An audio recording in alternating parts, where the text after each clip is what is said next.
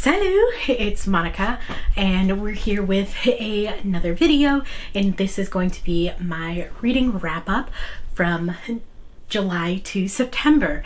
And what I've been doing this year is I've been doing wrap-ups and hauls together. However, for this entire month, or these past 3 months, I have not purchased a single book at all. From thrift stores, from actual bookstores. Okay, well, I did buy one book. Let me go grab it. This one, which is the Anxiety First Aid Kit. I saw this book at my local library and I just looked at it and I knew that this was a book that I would want to write in. So obviously it is frowned upon to write in a library book.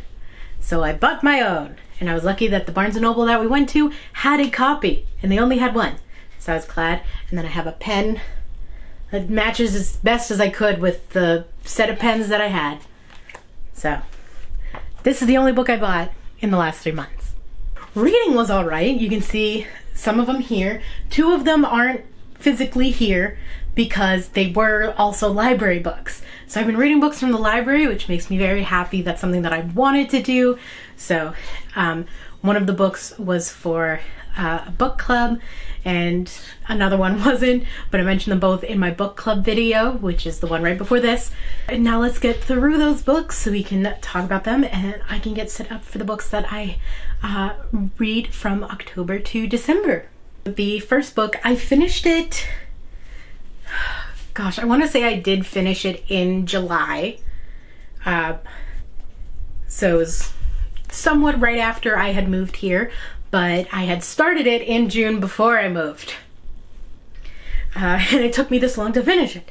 But that book is The Physic Book of Deliverance Dane, and this is by Catherine Howe.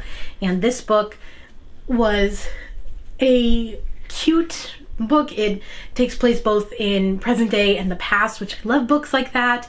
And it follows this woman, what's her, I think her name's Connie. Yes, Connie is trying to go for her doctorate? No, her master's. She's a graduate student, which is so funny because I'm a graduate student.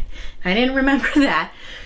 But anyway, she's going for her master's and her focus is on like New England in, you know, the time era of, you know, the Salem witch trials, like colonial, is it colonial? Revolutionary? I don't know. I think it's colonial era is what it's called. Listen, I read this book a while ago. So this book is completely set in New England, which I really loved since that's where I grew up, so it was a little way to kind of feel like I was back home while here in Texas. The only other location is just where Connie's mom lives, which is in Arizona, but you only ever interact with the mom through the phone. So we're like, us as the reader and Connie are never in Arizona. We are just in New England between like Connecticut and Boston. And she is studying, trying to find a new like first source instead of a secondary source, trying to find a premier source for writing.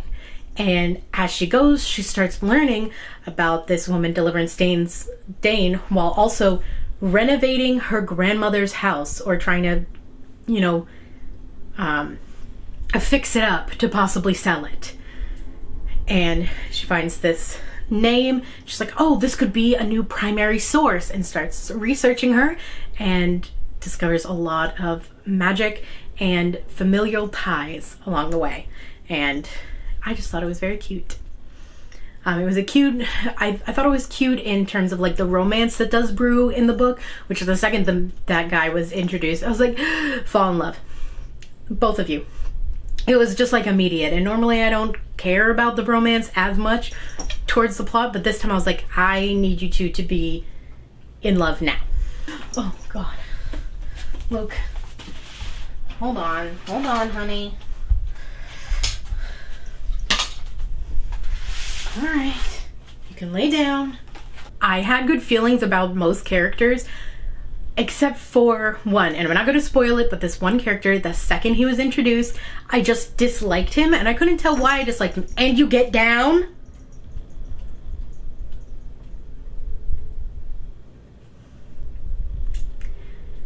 I couldn't tell why I disliked him. But as the book went on, I was like, no, this guy's, like, I knew he was behind it in some way, but, like, I didn't have the evidence. But, yeah, maybe you will too if you read this book, or if you have read this book and you know who I'm talking about. You can put it as spoiler-free in the comments as you can. But I thought it was really cool. I also liked how at the end, Catherine Howe, you find at the end Deliverance Dane, she is about to be executed for being a witch. And there's a bunch of other witches who were famously known within the Salem witch trials. So it ties in around that era. And the author has a familial tie to one of the witches. Catherine Howe is genealogically related to Elizabeth Howe, who was executed for being a witch in the Salem witch trials, or during that period of time. So I thought that was very cool, and I could kind of feel like a little bit of that reading the book. I don't know if that's possible, but I felt that in the book, and I only learned that in the end. The author mentions it. And then when I finished this online, I saw that there is a second book that follows the same characters. I think it's like a year or two later. So if I happen to find that one, I will pick it up and read it. But I am kind of happy with how this book left off, that I don't need to. Now the next two books I will put together, as they are the first and second books in a duology, or what I am hoping is a set of more books that will be published in the future. I don't know, but that is the Monk and Tea series, so A Psalm for the Wild Built and A Prayer for the Crowned Shy by Becky Chambers. I read these books as well for my book club. If I didn't already, I will try and remember to tag it up here. But I thought these were such cute books, and they were quick reads for me to do, and I'm glad that I have them. They made me feel things, which I'm pretty sure that's what they were supposed to do, but I'm glad that I have them and that I can go back and read them again and again, because like I said, they were, you know, pretty short reads, not that long. So I highly recommend these, especially if you do like kind of cozy fantasy, a little bit of, I would say almost cozy sci-fi as well, because there is some sci-fi-ish elements, but it definitely is cozy fantasy, as well as a little bit of existentialism thrown in there. But I love it. The next book is one of the library books, and that is Unwinding Anxiety by Dr. Judson Brewer. And he does have a kind of famous TikTok.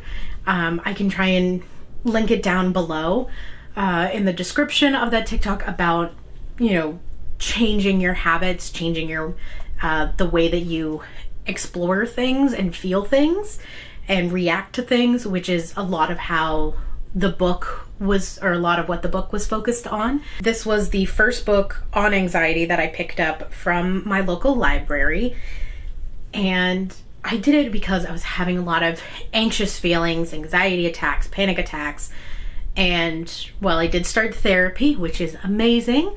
If you guys want me to talk about, you know, starting therapy, getting into therapy as an adult, let me know. I am more than willing to make a video kind of going over that. But I decided that not just doing therapy is good. Like, obviously I need to do work outside of therapy, and part of that work, because I love it so much, will be reading. So I decided to pick up that book. That's how I learned about the anxiety first aid kit that I bought.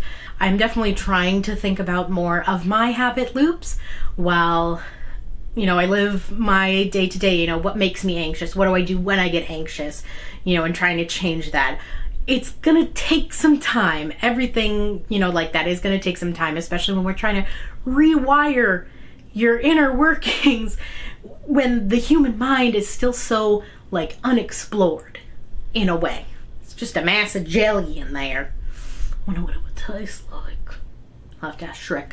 After Unwinding Anxiety, I finished Late Bloomer, and this is by Maisie Eddings. This was the other book that I read for a book club, or my book club video. This book follows these two women and a suffering flower farm and trying to save it from disaster while also just trying to navigate life and possible feelings. There is some neurodivergent and autistic representation. I am not autistic, at least diagnosed, nor do I have ADHD diagnosed. So I can't say from a personal experience, like a diagnosed perspective, how well the representation is. I can't give you that. Take that as you will. But I thought it was an okay book. Will I ever read it again? No. Will I purchase it for my shelf? Probably not. So I'm lucky that I do have the library. So if there are books that I'm interested in, I can go there first and try and read them instead of purchasing them. The last book that I was able to finish in September, most of these books I read in September. This is the only book I didn't read in September. The next book I did start late July after I finished the physic book of Deliverance Dane, but I paused it to read these two and Late Bloomer. But then I was able to finish it after I read those, and that is Harrow the Ninth by Tamsin Muir. This is the sequel to Gideon the Ninth, and this book confused me. Oh my goodness. So if you don't know what Gideon the Ninth is, it is a story of these two women that are put together for a necromancy sort of tournament. So one's a necromancer and the other one is what is called her rapier? Look, the sword.